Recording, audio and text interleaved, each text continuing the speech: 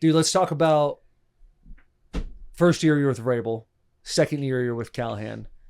It just seems like in these couple of preseason games I've seen, it's the first time since I've been in the Tennessee Titans world that I can't guess what you guys are doing next. Does it feel nice to have some variety in your playbook?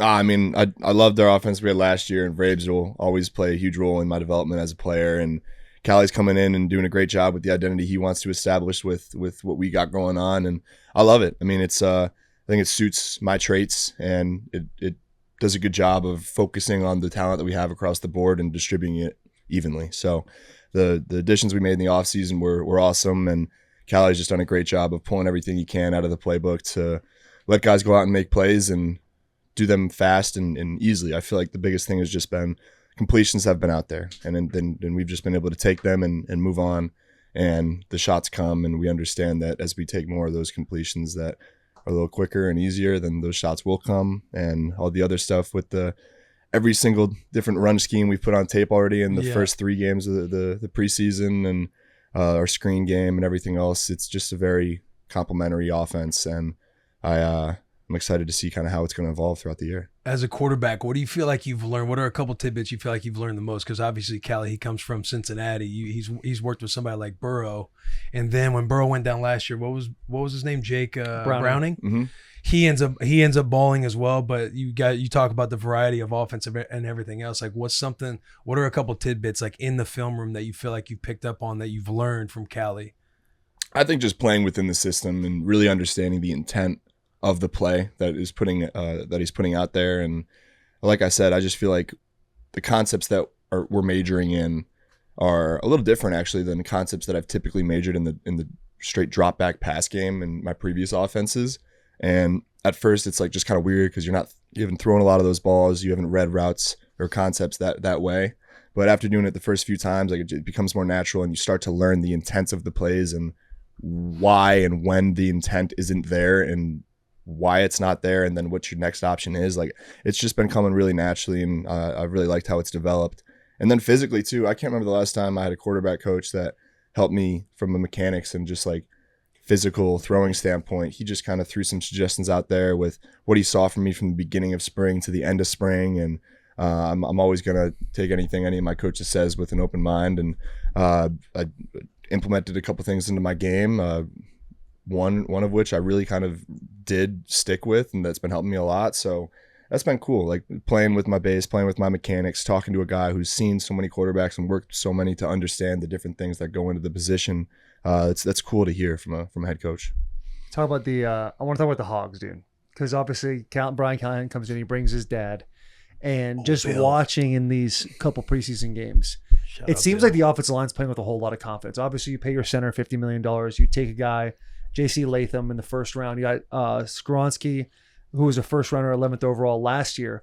But then Dylan Radins, who is going to his 4th year, I think. This is his 4th year. And he's kind of been jumping. Is he a tackle? Is he a guard? And now he's like cemented himself as a starter. Like, are these boys seem like they've really putting it together? Have you seen a dramatic jump from your rookie year to now?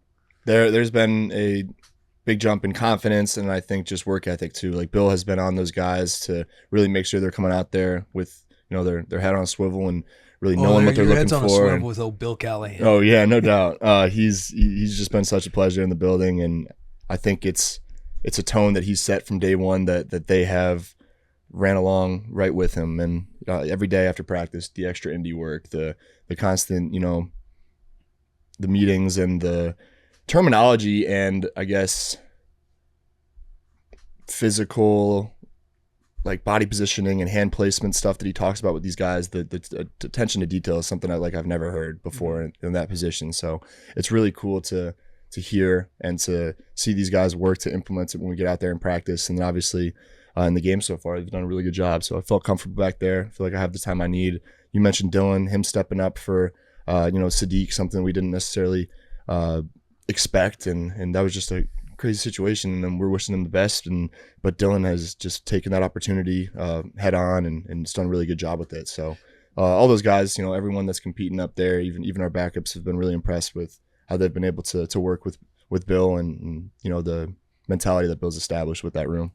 Go ahead. Did you have something? I was going to be different.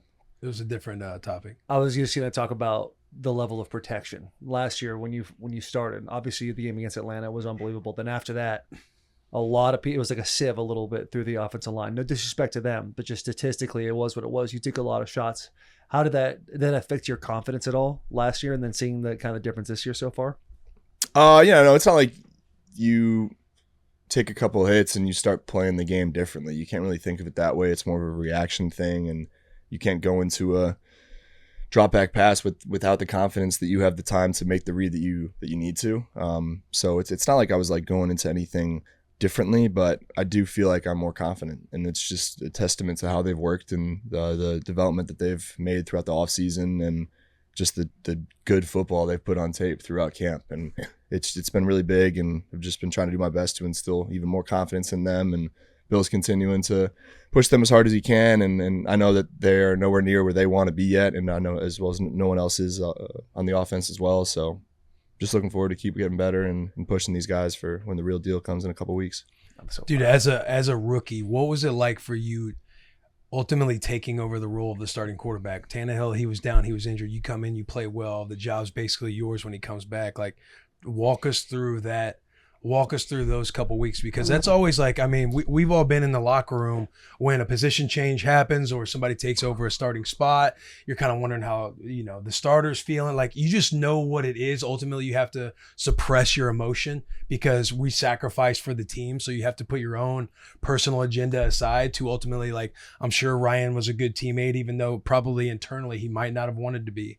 But for you in your spot, being a rookie and that moment happening, what was that like for you in that moment? It's tough because, every quarterback, I feel like they obviously want to be that guy so bad. No matter what position you're in, like, one quarterback plays, like, it's such a tough position to be as a backup quarterback, just because, like, unless, barring an injury or something crazy happening, you're probably not getting to get a shot on that Sunday. So it's doing everything you can with your actions throughout the week and whatever other role that you're put in to be a leader in the other ways. But it's you're never going to get to that same kind of level or exposure that the starter is, that you're going to be able to, touch and affect the people that you might want to if you're a backup. So to be kind of thrown into that role, like, suddenly, like, halfway through the year, and not having that off season of, like, knowing you're the guy to kind of just put your kind of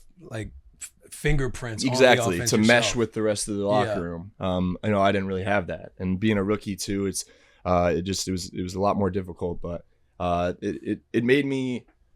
It didn't really give me an excuse to not be the leader that I wanted to, but it just gave me time to warm up to that, and to use that year, that second half of that season, to understand kind of what I feel like leadership should look like at the quarterback position. More looking from outside in, and just getting more comfortable growing in that role. And that was my biggest kind of goal for this offseason too, was to continue developing in that, and to roll into this season with a better identity as a quarterback, as a leader, as a person, as a teammate.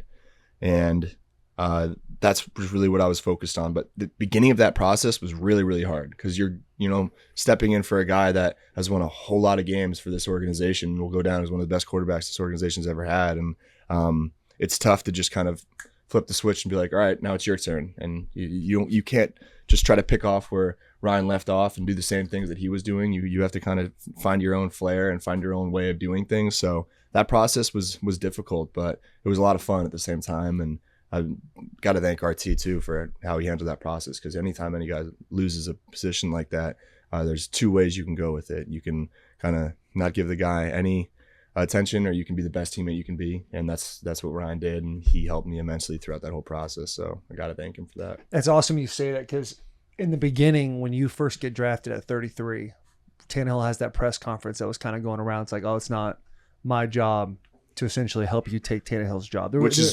true. Which is true, but it kind of starts the narrative, right, that everybody wants to do in the media cycle of like, oh, Tannehill's not helping Will. Now there's a little bit of a rivalry going on there, instead of like, hey, older vet is here, young guy comes in, help him up as much as possible.